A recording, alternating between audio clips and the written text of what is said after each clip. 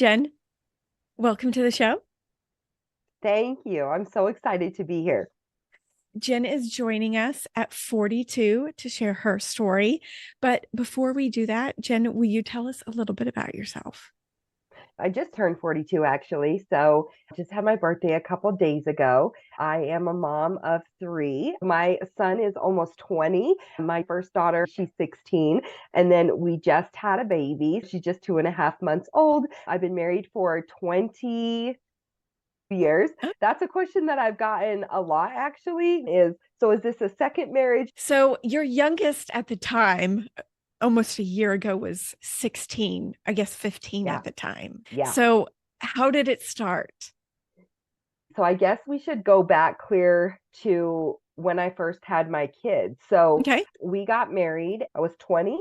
We just got married, and my husband was 26. And I kept thinking, just like after we got married, like we should just have kids. Like I felt like at the time my husband was getting older, but I was like, we should At just have kids 26. now.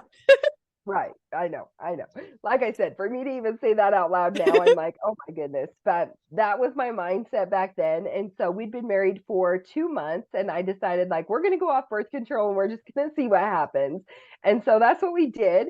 And 4 months later, we actually got pregnant with our son. It was very quick. So then a couple years later, we were like, well, maybe we should have another one.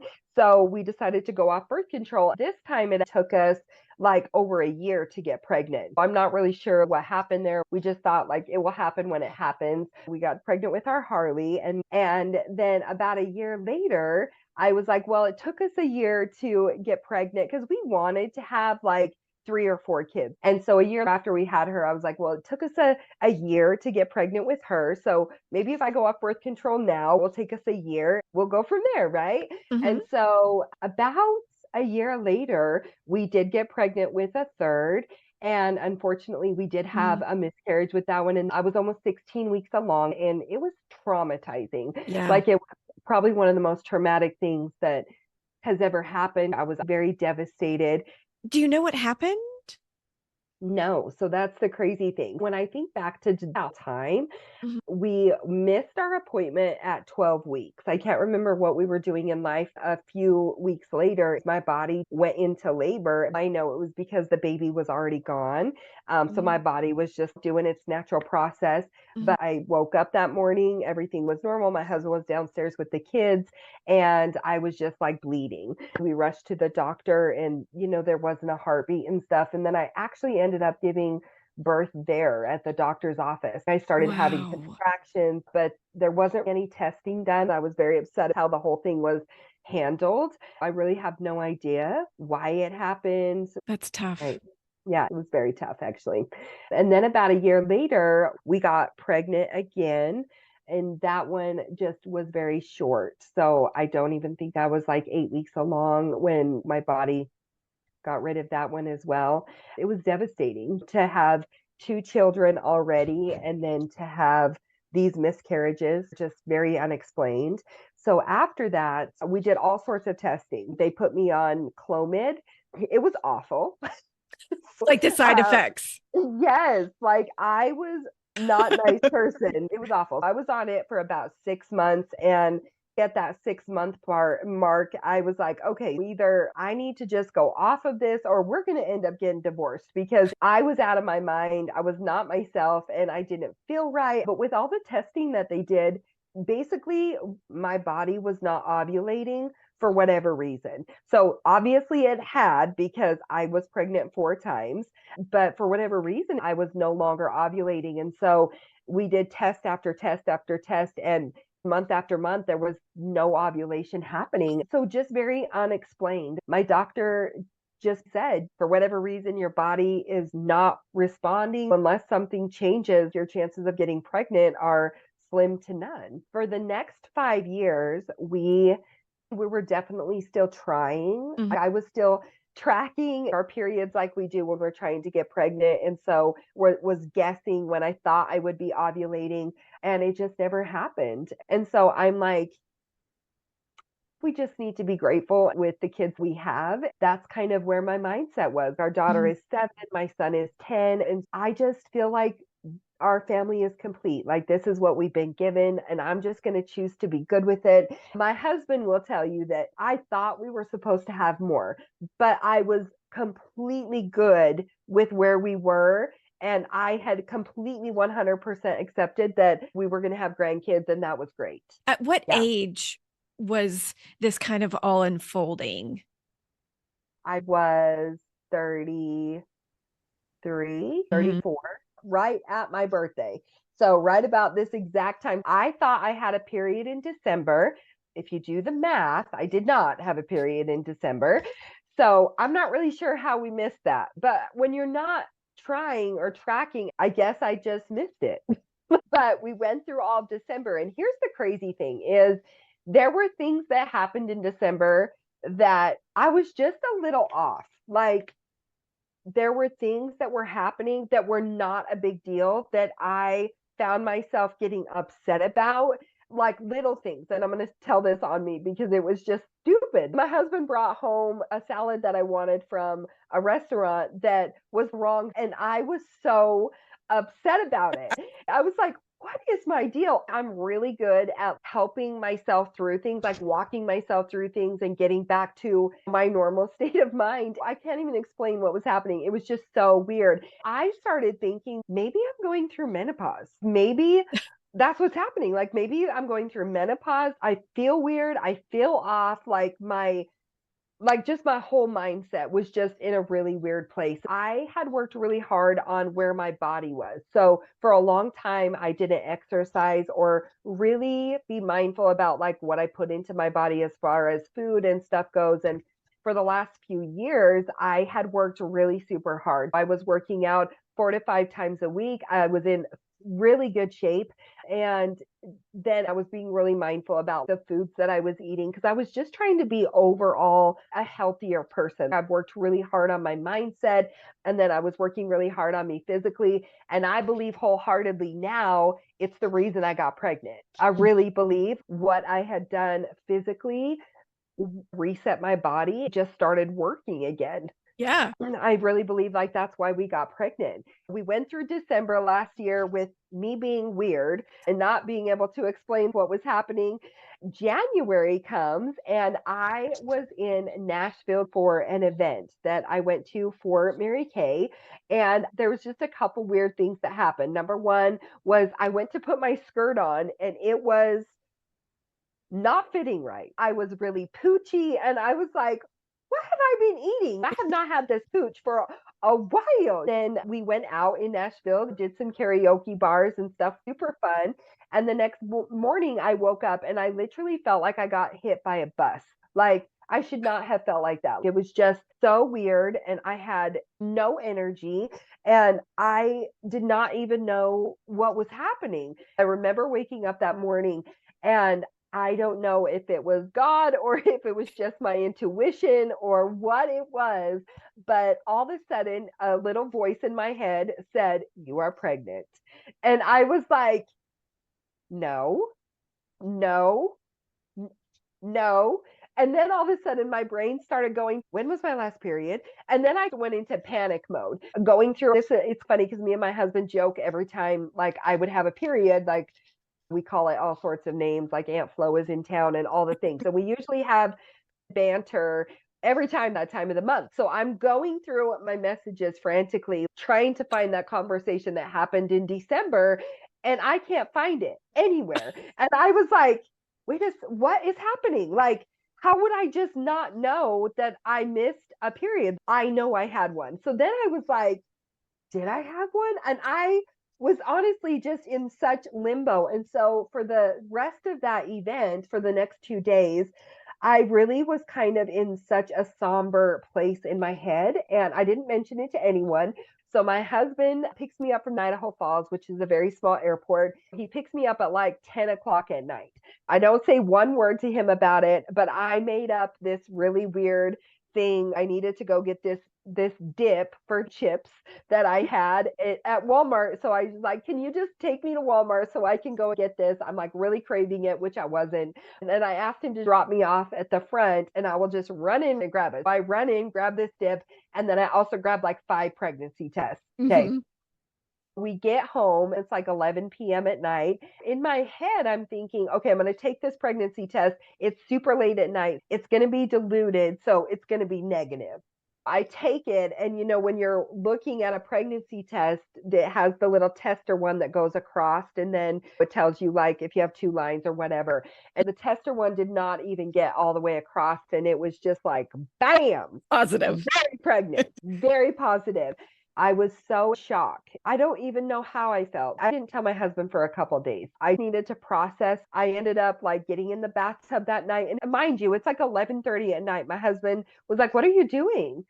And I was like, I just need to get in the bathtub. I just need to decompress from the event. I cried for like 2 hours. I was like, this is not happening.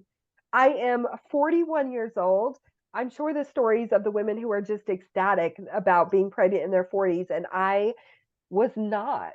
I was not ecstatic. I didn't tell anybody for 2 days. And then I took all 5 pregnancy tests. Of course, they were all very positive because at this point, I was already like 8, 9 weeks along. Mhm. And I had no idea. I ended up telling my husband, I ended up recording everybody's reactions in the beginning. And I'm so glad that I did because I put Yeah. together just a beautiful video of everyone's reactions. And when I tell my husband, I hand him all of these pregnancy tests that are wrapped up like in tissue paper and then taped. He thought it was a present from Nashville. He's like, "You didn't need to get me another present. You already got me something." And I was like, "I know, just open it anyways." He finally opens it and he's like, "What does this mean? You're pregnant?" And he looks over at me and I'm just sobbing. Like, I honestly, in my head at the moment, I'm thinking like my life is over. And he goes, "Well, what are you crying for? It's not a bad thing. It's a good thing." And then he gets up to hug me and he says, "It's a miracle, actually. It had been so long, 16 years. It really is a miracle. We call her our little miracle baby." What I figured out, though, one of the reasons I wasn't allowing myself to be excited is the trauma that happens when you have those miscarriages. I definitely had PTSD from the first one. I was pregnant with this little one. I spotted for a while when I think it triggered so many things. I wouldn't allow myself to be excited or feel what I should have been feeling because I was just so scared. Yeah. Like you were Yeah. setting yourself up for heartbreak. Exactly. Yeah. And but I didn't realize that that's what I was doing. But since I understood why I put that wall up until about my third trimester, I couldn't even look at baby stuff. I couldn't look at baby stuff. Like my Really? husband, we'd go into stores and he would be like, "Do you want to go look at cribs?" I couldn't. Mm. We would walk over that way and all of a sudden I was just like, I can't. Like I just can't. I can't even look at stuff. So we didn't announce our pregnancy until I was about 17 weeks. I think mentally I wanted to get past that 16-week mark where we had lost that first one. Yeah. But then I thought I would feel better and I still didn't feel that peace that I was hoping Mhm. to find. And it really did take like until about my third trimester when I actually would allow myself to be excited. And then I would still feel that scared feeling. But at that point, I started to feel connected. Like, okay, I think she's staying. I think once even we got past like the 24, 25 week mark where I knew like if we did go into labor, like she would probably be okay. Like Mhm. we'd probably be able to save her. So it was a wild roller coaster of emotions from the very beginning. And I went through all of the feelings of scared to I honestly was mad. I had conversations with God like, "Are you kidding me? I wanted this to happen for so long and it never did. And why now? Like now my kids are grown and this Yeah. baby is not going to grow up with any like siblings or any like, cousins or anything." I went through this stage where I was upset. And Yeah. now looking back, like I feel I feel bad for all of those things, but in the moment, you can't really help how your body reacts. I think I just had to allow myself to feel what I was actually feeling. Yeah. I totally get that. I've heard that from other women too about being upset, and I think it also stems from we are such planners that your mind was already made up. I'm not having kids. Yeah. So don't change my plans again. And you're right. And I am very much a person who is kind of a control freak. And so, yes, this was very much not in my plan, not anywhere on my radar. It really did throw me for a loop. Yeah. Yeah. And not wanting to look at cribs, I totally get that. Like, Yeah. I am guilty of that too. And like, I feel like I'm a pretender going and looking at cribs right now. I'm like, I can't do that yet. Not Yeah. yet. I totally, yes, that's exactly. Well, and we had gotten rid of all of our baby stuff. Like Mhm, I had nothing, nothing. I'm not somebody that saves stuff. And so I had nothing. I mean, mhm. so it was really like we were starting completely over. And so I didn't want to accumulate all this stuff again and then not have Yep. it happen. So physically, how was the pregnancy? Awesome.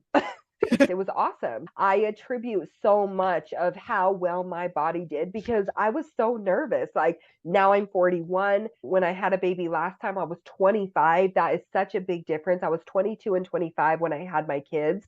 And 41 is a big difference. But because I was in such great shape, like I'm the strongest before I got pregnant that I've ever been in my life.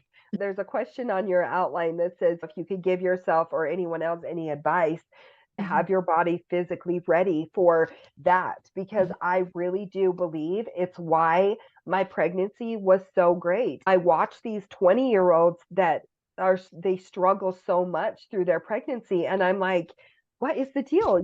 But that I know that's why, because mhm, I was in such great shape. My body was physically so strong. And I'm so grateful. With my other two children, I threw up. I was sicker than I was this time, and I was more sick with my daughter than I was with my son. And so I thought that that's how this one was going to go. I did not throw up one time. They told me with this one that it's basically your body is going through it the first time again. And I didn't know that. And so I'm like, it's been 16 years. So what's that going to be like? So they kept telling me it's probably going to be like it was the first time, which that one wasn't super fun. So I was very much kind of dreading like how this whole thing was going to go down. And she ended up being my easiest labor. oh, And wow. yes. And so I really, again, I attribute it to I worked out through my entire pregnancy, even when I was not feeling good through that whole first trimester. I just forced myself to go. And at this point, it had become a habit that because I have a workout group that I do every Tuesday and Thursday, that it's like weights and all of that. And then Monday, Wednesday, Friday is more cardio classes. And so, but I had just created this awesome habit of going. And when you already have that established, it's just routine Mhm, for you to go. And even into my third trimester, I was still walking. I was not lifting anymore. My doctor thinks that that's why I was still or why I was spotting is because of the weight that I was actually lifting and the pressure that it was putting on my cervix. And so I ended up stopping like how much I was lifting, but I was still active. It's so stressful on your body to be pregnant. And I'm not saying that it was just all sunshine and rainbows. Like I had a lot of round ligament pain and had towards the end, I was like, okay, I'm like ready to be done for sure because it's not easy in general. Being pregnant is not easy. So that is not what I'm saying. But I am saying that I do believe because of where I was at physically, it made the process more enjoyable and it made the process so much more doable. yeah, that's awesome. What Yeah. about finding out the gender? Did you find that out during pregnancy? Yeah. So with when you can have a test done, genetic testing done after 9 weeks now, that will tell you the risk level of your child having like any major complications. So it checks for like Down syndrome, it checks for like the trisomy disorders, like all of those things, and it tells you what your risk level of each one of those is. It like basically gives you a percentage of like, is there a high risk of your baby having Down syndrome? Is there a low risk? And so because of my age, and I know the chances of those things go up tremendously after 35, And then being every year after that, those risks go up. So we chose to have that genetic testing done. Mhm. And everyone's different on this, but I just felt like for us and for myself, I would want to know, like, if there was something wrong or if there was a disorder that the baby was going to have, I would need to have the mental capacity. We had that test done when I think I was 10 weeks along, and it actually told us the risk level of all of those, and those all came back really low. And then Mhm. it also told us that we were having a girl. I thought it was a girl. I even told everyone I'm pretty sure it's a girl. So I did find out what we were having, and that was awesome. Yeah, it was awesome. Amazing. I Yeah. totally get wanting to mentally prepare. I think I would too. And Yeah. what about products? Was there anything that helped you during pregnancy that you could recommend? So for my nausea, because I mean, it kicked my butt that first trimester as far as like exhaustion goes. I remember being tired with the others, but I do not remember the level of exhaustion that I experienced with this one in that first trimester. And then I also get really, really bad headaches. There's not a lot of things that you can take when you're first pregnant, but I did find so doTERRA oils. Hmm. You've probably heard of that. Yeah, So my friend does that, and she concocted this little thing that I swear to you is like a miracle worker, but it's a blend. I mean, I could get you like all the oils that she puts in it. Maybe that would be fun for sure. everyone. Yeah. I could definitely have her send me what's in it. But she did this little concoction of these oils that I would roll on my head and behind my ears every time I would get a headache. And I swear to you, at first I was like, there is no way, because within minutes my headache was gone and nothing was Wow. helping. So she has my friend make her bottles of that and she just keeps it around. And it's like this little miracle worker. So that helped me, that little miracle worker, whatever she puts in it of those little oils. And then the other thing was like ginger, and they were actually from doTERRA as well. But I know you can get those like the ginger cough drops almost, where Hmm. it's like infused with ginger because ginger is supposed to help with nausea. Hmm. And those, I kind of sucked on those like they were candy when I was nauseous. Those ginger cough drops helped me a ton when I Hmm. was pregnant. And we went on a cruise. This is going to be TMI, but it is what it is. I told you I'm just kind of open. But we went on a cruise and I couldn't, do the patch behind my ear for nausea on our cruise. And so I decided to take my Zofran, and we left on Thursday, and I still by the next Thursday had not went to the bathroom. At this point, I'm 20 weeks pregnant and experiencing that. It was awful. Oh, it was awful. And on your cruise, you eat like a crazy person. And Yeah. so I had all this food that had been pent up for like a week straight. And so my husband ended up going to the medical facility on board and getting me a liquid enema. And so Oh, we ended up gosh. having to do that on the cruise, and thankfully that helped. But I will never take that again. So hopefully it helps some people. But yeah, my experiences, it just made that so much worse. Mhm. So the things that helped me were the little pills that had the ginger in them, and then that headache roller. Yeah. And what about your doctor? Because you haven't been to a baby doctor in a long time. Yeah, and my doctor that I had from my daughter 16 years ago had retired, obviously. So I didn't know what to do. We didn't tell anyone. Me and my husband were the only two that knew. And I told him I wanted to go to the doctor first before we told anyone, like our kids and stuff, because, I didn't know if it was like an ectopic pregnancy or if it was like, there was just so many things in my head. Like I needed like proof that it was actually real and just that confirmation before we told everyone. So, what I decided, and I just feel like God's hand was in so much of this. I truly believe that, because I was like, well, I'll go to the doctor's office that I went to 16 years ago, and then I'll just go see them to like confirm that we're pregnant, and then I'll ask around and I'll just decide who we want to go to. My sister had went to this facility for something else, not even being pregnant, and I went to her with one of her appointments, and the doctor that was helping her was just awesome. Like he had such great bedside manner and was just so funny. And I have a tendency to be a little bit inappropriate. And so usually other people that have that same type of humor, I really click with and get along with. And this doctor had that. And so I was like, he's so great. Like, he's such a great doctor. If I ever had problems, I would want to go to him. Well, that was years ago. So I had forgotten about that. And here's what's crazy, Jamie, is when I went in for that doctor's appointment, they told me who I was going to see. Of course, I was like, okay, well, I have no idea who that is because I don't even go in regularly for like my like yearly appointments, right? I can't even tell you the last time I had that done. So it was just like crazy. I hadn't been for a long time. And lo and behold, guess who walked in It was when him. it was him. Isn't Wow. that so crazy? So when he walked in, I was just like, oh my gosh, like how crazy is that? I just think that was another God wink. Like I felt like God was just like, listen, I got you. It's going to be fine. And so, of course, I was just like, well, there's no need for me to find another doctor. I will just stay. So I asked him, is it fine if I just see you? Because they have like three other doctors in Mhm. there. Is it fine if I just see you through my pregnancy? And he said, yeah, that's totally fine. Mhm. So, yeah. And what about preparing for baby and birth? Because it's been a while. Yeah. So I have never went to one birthing class. The out of any of my What? pregnancies. No way. I've never went to one birthing class. I'm kind of like a pray and stay girl. And so kind of my philosophy with birth was that I've seen and I've heard so many women have like all these birth plans and then it never goes according to the plan because babies do what they want to do anyways. So I feel like for me, it was more about mental preparation and me just being in a good place in my head and then just being willing to be open, like open minded to whatever the process brought us.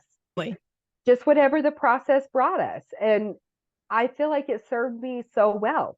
did they want to induce you? Yeah, I did get induced actually. How far along were you then? 39 weeks. 39 weeks to the day. And it was my own choice. It Uh-huh. wasn't the doctors asking me, it wasn't anything. But what happened is my dad, okay, so my dad never says anything really about anything. And we were at a party for my nephew's graduation a few months previous. So probably when I was about 4 or 5 months along. And my dad said to me, he said, wouldn't it be, I just keep thinking, wouldn't it be so cool if you had her on my mom's birthday? And my grandma's already passed away. And I was like, well, when is that? And he said, it's September 5th. And I was like, huh, okay. So my original due date was September 12th. Okay, so here's another God wink, like so many, I feel like. So my doctor told me that he would start me like 1 week from my due date if I wanted him to. Mhm. So, what is 1 week exactly from September 12th? September 5th. September 5th. And I was just like, are you kidding me? Like, It's wait, perfect. like, so am I supposed to do that? Is that another Definitely. like sign? Is it a God wink? Like, oh my gosh, are you kidding me? Like, what are the chances of that working out exactly to that date? And so I was like, okay. So I talked to my doctor and I said, if everything's good, what are your thoughts about that? And he was like, well, I'm going to be out of town. So I can start you the day before, I can start you the day after. And I was like, well, that defeats the purpose of September 5th. Like, that's not going to work. So I ended up getting started on September 5th. And what's really cool about it is we kept it a secret from my dad. So he had no idea. Yeah, he had no idea. And my mom and my sister made up a lie of why they had to go to the hospital and all of that. It was so crazy. And my dad, if you know my dad, he was like, well, I'm not going in the hospital. Like, I'm not going in there. So they basically had to drag him into the hospital. And at this point, I had already had her. And he was so confused. Like, even when he came in the room, he was so confused, like what was happening, because they were supposed to be at the hospital for my sister, whatever story they made up. So when he seen me sitting there, he was like, what the heck? Like, he was just so confused and was able to put that all together. And it was just such a sweet moment. Like, it was just such a beautiful moment. And yeah, when he realized what day it was and that he was there and she was there, and It was beautiful. It was just such a beautiful moment. So we had her on September 5th, my grandma's birthday, and it actually is my sister-in-law, my husband's sister's birthday as well. And I didn't even realize like the significance of that date. And so yeah, so she shares a birthday with her grandma, not her great grandma, her grandma, and also with my husband's sister. I love that. You want to get into more detail about like your birth and going in and starting all that story? Oh, we had a lot happen the week before. And so I am very like connected to animals, like very, very connected to animals. And I kind of had this mini farm going on. So I had a miniature pony who I'd had since he was 4.5 months old. And I also had a mini goat, and they were best friends. The Friday before we had her, so I had her Tuesday, and the Friday before, my pony passed away, and Oh, it was awful. So like if I'm ever going to cry through this whole thing, it will be now. But it was awful. It was so awful and so traumatic. And you know how when you're pregnant, it's just like your hormones are all over the place anyway. So that happened. And what's really crazy is we had decided that my husband was going to get a vasectomy before we had her also. That Friday, we went to visit my pony because he was at the vet because of some complications that he was having, and he had a major, major surgery. And so that happened on like Wednesday night. His major surgery happened on Thursday. And so Friday morning we were heading to my husband's vasectomy, and we stopped to see him. And so we stopped to see Pumpkin at the vet, and he was good. He had surgery the day before, so he was a little out of it, but like tried to come out the door with us and like was good. So we went and did my husband's vasectomy, got him home. I got him like all situated. And then I was like, well, I'm going to go back and sit with Pumpkin just to be there with him because he's seriously like one of my children. I thought that I was going into labor Friday night because I was very, very hysterical. So my contractions were very consistent, and then they weren't. ah, So my contractions were pretty intense on Friday. They started again on Saturday because I was still just like not okay. And then Sunday, we decided, let's just go to the fair. So let's eat some food. There was a lot of walking during the time at the fair. My contractions were pretty intense as well. But as soon as I mhm. stopped walking, they would stop. So that was kind of like Friday, Saturday, Sunday. And then Monday, same type of thing. Like my contractions would start, but then they would stop. And so Tuesday morning is when I was scheduled to go in, but I had already been having contractions. We had scheduled the September 5th. And so I went in like early in the morning. So we had to be there at 6:30. They got us all checked in. And by the time we did the paperwork, got me all checked in, it's now probably about 7:30, I would say. So they get me upstairs. They start the drug that they're going to start administering is Pitocin, right? To Mhm. get my like contractions. She checks me and I'm at like a 1. Even though I was having some really intense contractions, my body was starting to dilate, but I wasn't, my cervix wasn't very thinned out. It was like still like 90%. Like it Mhm. was still very much intact. And so they started my Pitocin and just like started, my labor process. And a couple hours later, so this is probably like 9:30, my doctor came in, the one who is not my doctor, but the one who's going to deliver my baby, the one that's in the office with him. And he was such a like a great a person. Like if my doctor wasn't going to deliver her, I'm so glad that he did. So Mhm. he was so amazing. But he came in and said, I have a C-section scheduled with this other patient at noon. So I will, after I get that all done, I will come in and we'll break your water. So that's what he said to me.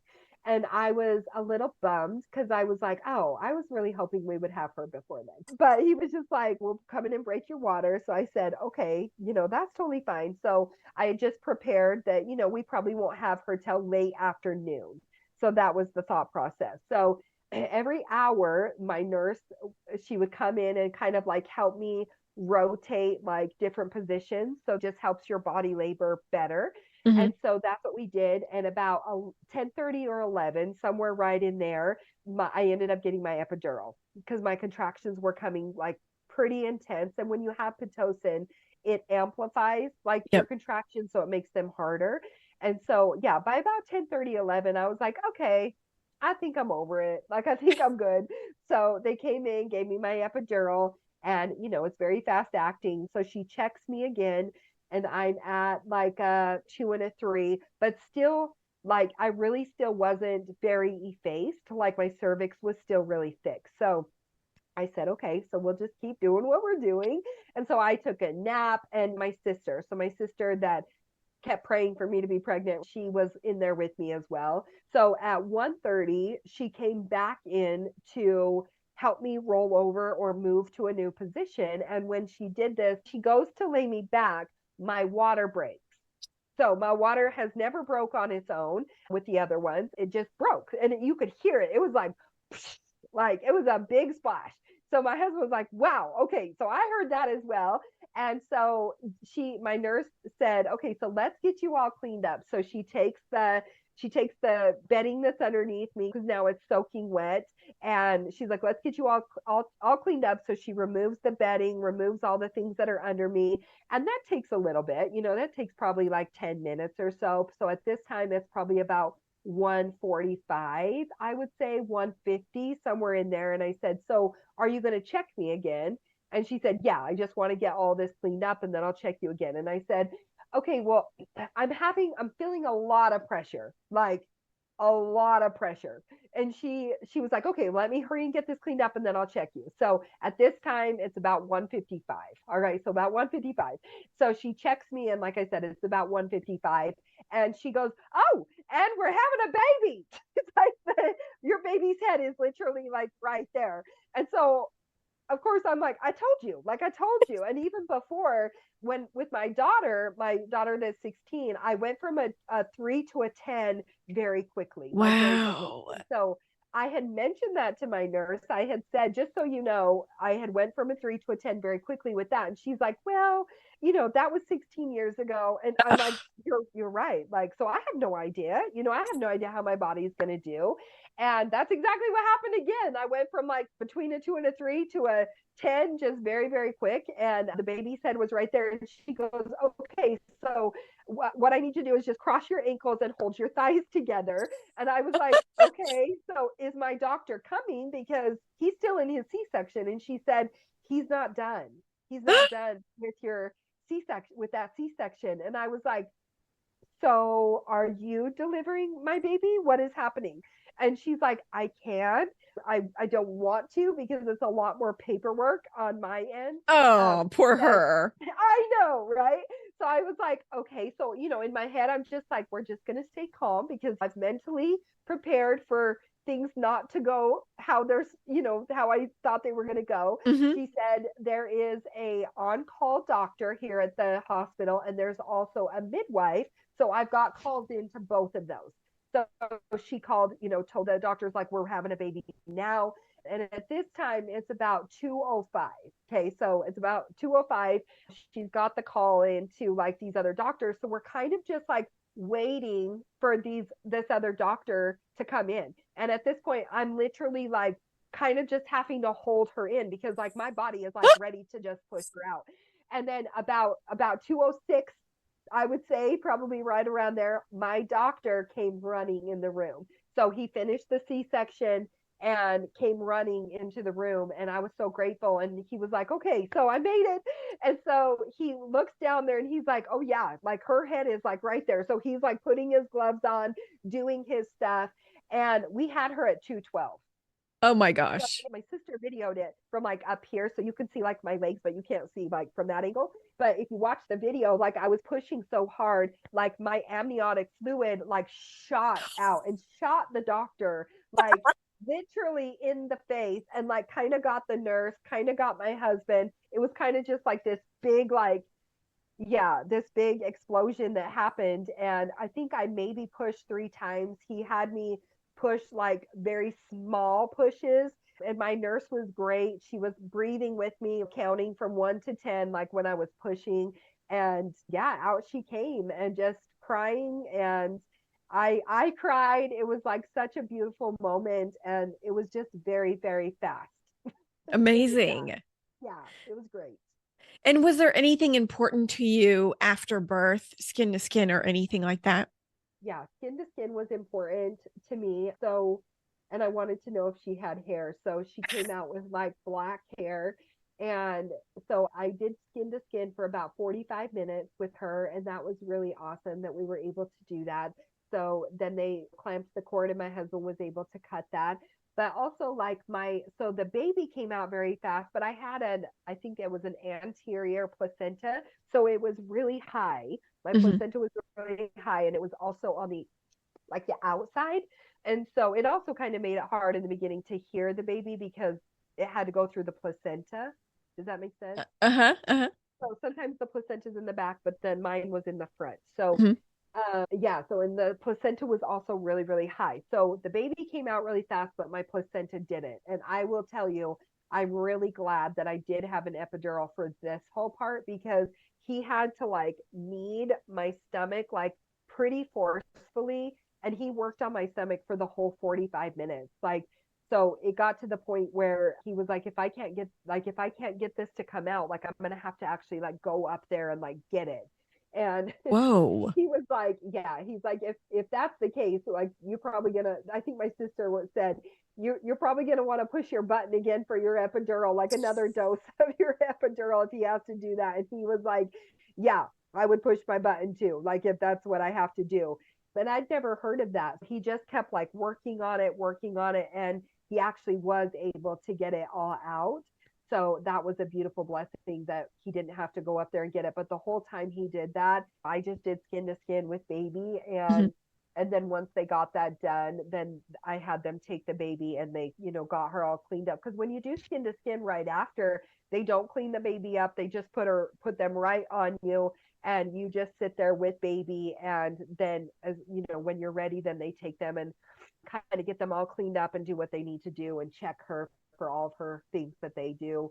And Hmm. yeah, so that was important and that was really special. And then right after that, because my daughter was at school and I had told her, go to school. I don't know how long it's going to take. And we had discussed like if she gets out of school and she comes up there and I still haven't had her, she's welcome to be in the room and like be there present. I kept going back and forth on that because I was like, if something does go wrong, I don't know that I want her to experience that to like scar her, for Hmm. like her future stuff. So I kind of just left it up to her, but we ended up having her before she got out of school. So as soon as she was out, she came right down. Yeah, definitely. That's so Yeah. special. Yeah. And what were you thinking through those moments? It was really surreal to be honest with you. Like to actually have her there because I think for so long I really didn't think it was real. It was so weird in my head, Jamie. Like it was so weird in my head for so long. And then my other daughter that's 16, be in the same room and I don't even know how to describe it. Like my heart was just like so full and just I felt like she was such an unexpected piece to our family. I really never thought that we were going to have another one. And so even though I wanted it so bad for so long, but I never, and then even when I got pregnant, just that whole turmoil that I went through mentally, that it was just surreal. I think that's the only way I can really describe it. It was just such a beautiful, surreal moment that I was just so grateful for. And how was your recovery? Awesome. I feel like I'm so boring because I feel like my pregnancy was good, my labor was great, my recovery was great, and I'm going to say again, I attribute it all. I will say my pelvic floor has hard that has been hard. Like because I didn't work out before when I had my other kids, and so trying to go back to my workouts now, my pelvic floor has been really weak and having to build that back up. Because in my head, I'm thinking like I was so strong before, like I'm probably just gonna be right back to where I was, and that has not been the case because I have went back to the gym. So we're just slowly trying to like build that back. I felt like my recovery was really good. Like I don't feel because I didn't rip or I didn't tear or anything, and so Wow. I know, right? Like my doctor, and I think most doctors do this where they take oil or like KY jelly and they like help stretch you before the baby comes out. And they did that with my daughter that's 16 as well. And I feel like it made a huge difference. And I feel like that was one thing that I talked to him about was if they used oil, and he said they used KY jelly and they just kind of like stretch everything to try to help the baby come out easier. And I feel Mhm. like that made a huge difference. So I think the fact that I didn't tear or I didn't rip also, I think, plays a huge part in like how you recover. And yeah, like I was up walking around, I mean, within an hour or two. And I mean, like it, yeah, like I feel like it was fine. And I think even mentally, like once she got here, I was just so grateful, even though it's challenging because it's a new phase, but it goes so fast. You really only have a newborn for about 7 weeks, and then they're never a newborn again. And Mhm. so every time she got up in the night, like every single time, it was just like, okay, we're up. It's fine. Even now, like when she gets up, I physically just choose to like, so grateful that we're up, so grateful that we're in this moment and this season in our life. And I did not have that same thought process before. Do you think that's because of age or just because you wanted her for so long? I think it's both.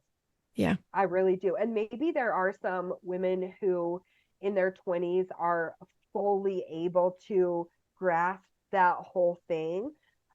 I was not one of them. I think I was just like, so back then, I was just so go, go, go that I feel like I was a good parent, but I don't feel like I fully took advantage of like those moments that I do now, that I'm so grateful and I'm so in the moment. And I took, the whole month of September, I took off and I really just was home with her. And that was something I wasn't able to do with my other kids as well. Financially, back then, we weren't able to do that. Like I had my daughter on a Thursday, and the next Thursday I did hair then in a salon, and the next Thursday I was back at the salon. So a Oh week my later, gosh. yeah. Wow. So I just wasn't able to do what I do now, and it's just been very different. Like I feel like I'm just in a more calm place. We're in it financially, we're in a different place, Mhm. mentally, physically, like all of the above. Like Carson just gets a very different version of me than my other kids did. Yeah. Yeah. Mentally, you sounded really amazing. Yeah, thank you. I feel Yeah. like I've really worked on that. So to be able to be in the place I am now and go through this process again, I feel like is such a beautiful blessing that I was given because it is very different for me. Yeah. Yeah. And how did you choose to feed your baby? Yeah, so we do both. So Mhm. she nursed for the first little bit, and then we also did formula. Mhm. And then now I pump a lot, like every 3 hours, because she just, she's very, very impatient. Like she's very impatient. When we gave her the bottle, she got so used to it coming out so fast that, you don't really have to work for it. And so that probably did something. But I do love doing both. I did both with both of my other kids, and I love the flexibility that it does give us. But so Mhm. now I pump a lot. I pump a lot.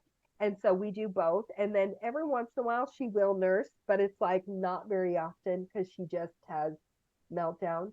So, but we still try. So we still try. And that's been different too, because I think back then I just would have been like, no, we're done, it's fine.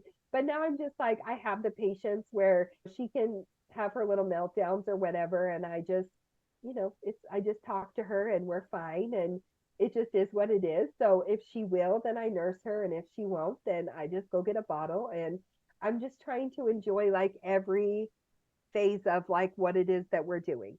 Mhm. Yeah. So we do both. Is there anything else you want to mention about your pregnancy or birth? And I want to just reiterate that even in those moments where I was so nauseous and everything, doing what I could do, even if it was just a walk around my subdivision or whatever, even in the moments where I was hurting so bad, like my round ligament pain, I'm not even kidding, got so bad, and my sciatic nerve, I had Mhm. some pretty major issues with that. I just pushed through it. I did use a belly band that was like those supporting bands that go around you and like kind of hold up your stomach when I was working out and when I was walking.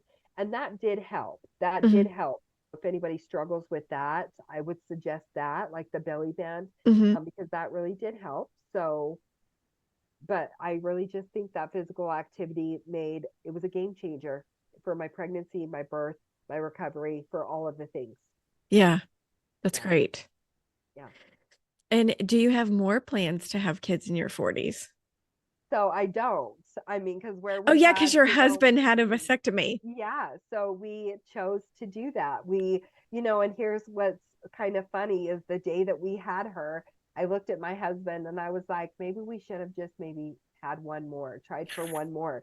But I'm like, is that a thing? Like, I don't even know because I feel like she was just such a miracle. Like, do I Hmm. want to like actually like try to put myself through like actually trying to get pregnant again? Uh-huh. And so, but I just, when the day we had her, I looked at him and I said, maybe we should have just had one, tried for one more. And I just given birth. It's so funny. Like my mind is like, it's just so different. We did choose to have him get a vasectomy. And my husband at this point is almost 50, Jamie. Like he's 48 years old. I feel like we're okay. And I think like once I also accepted that this is her journey as much as it is ours, because of course everyone has said to me, well, now you need another one, so she's not an only child, and all of this. But I think like once I just accepted this is her journey as well as ours, she's here with us now, it's okay. Like she might grow up a little different than how my other kids did, but it's okay. It's not wrong. It's just different than how they did, and I think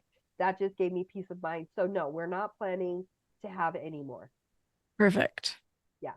And what has been your biggest challenge being pregnant in your 40s? It was the mental game and it was the PTSD that I did not know that I had.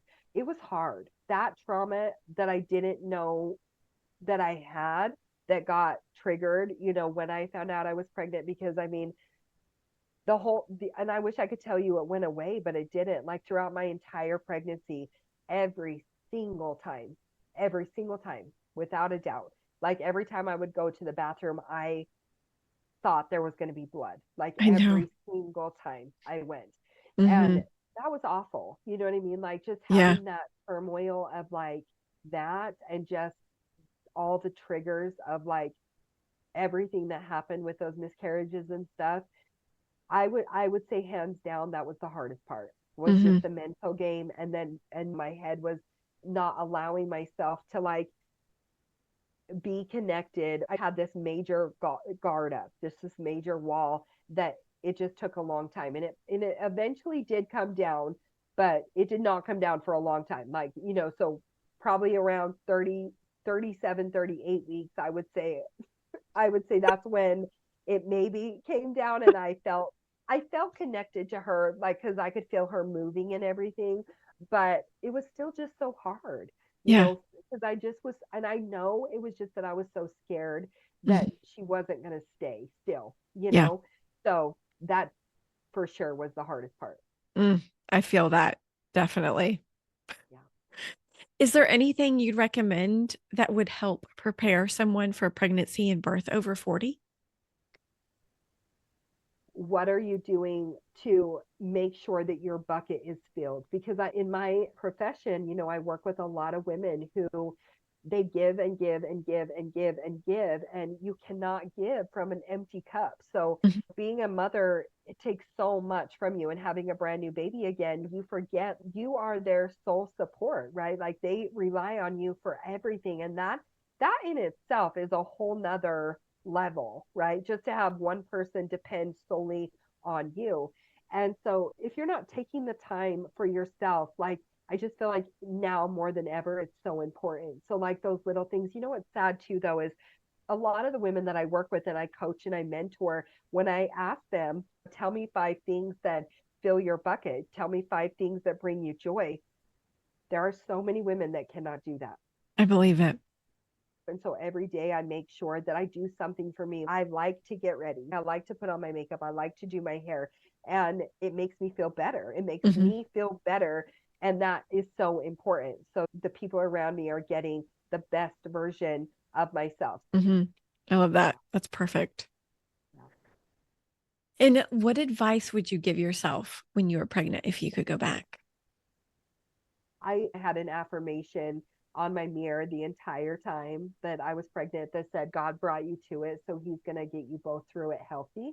And so that was the affirmation that I said every single day. I wish I could go back to those first months where I was just so worried, and that PTSD that kicked in. I wish I could alleviate that. I don't really truly just enjoy every moment, because that's what I've done now, right? So Mm-hmm. I wish I could go back to those very first few moments and just tell myself, we are going to make it. You are going to be fine. Enjoy this from day one. That's perfect.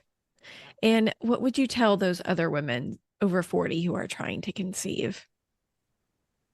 Those women who are trying to conceive in their 40s, it still is possible. And I will tell you what my ultrasound tech said to me, because I had never heard this from anyone else. But my ultrasound tech said to me, there is a fertility spike that happens right before menopause. So there is a Mm. fertility spike that happens in your 40s. And I had never heard that before. So I had heard that after your 30s, like your fertility goes down. But Hmm. she said that there is a fertility spike that happens in your 40s. And so I was like, wait, what? So that's apparently like a really big thing. So I feel like that should give women in their 40s hope that there is a fertility spike to happen. And so just knowing that, I feel like gave me peace of mind almost that this could happen again and that it happened for a specific reason. So that's what I would say, is just to have hope and just get yourself in a place where mentally and physically you're being a better version of who you were, maybe even in your 30s or in your 20s. And where can our listeners connect with you? Yeah, so they can connect with me. I'm on 3 different platforms. I'm on Facebook, I'm on Instagram, and on TikTok. So on Facebook, it's just Jenn Kirkham. So Jenn, and then my name, Kirkham. So Jenn Kirkham. And then on Instagram and TikTok, it's actually JK Lifestyle Beauty. I'm a Cadillac sales director with Mary Kay. So I mentor women to basically help them design their life. I've been in Mary Kay for over 15 years, and it's very much become my passion.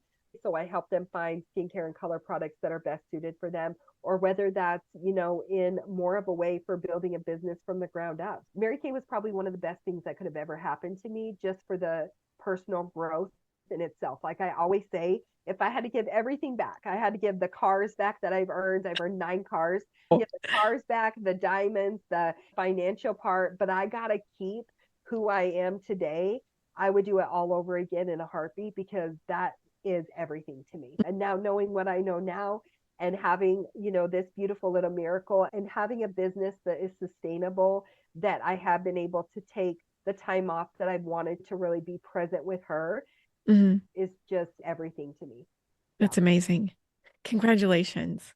Thank you so much for coming on the show. It was amazing. Awesome. Oh, thank you so much. And Jamie, thank you for reaching out and asking me, because I haven't got a chance to share my full story, and it's really a beautiful thing that you are doing. So thank you for being bold and for taking this step to have this podcast and letting women share their stories and be such inspirations to us, because we are a special group of women that are over 40 that get this opportunity. So thank you for allowing me to share my story. Thank you.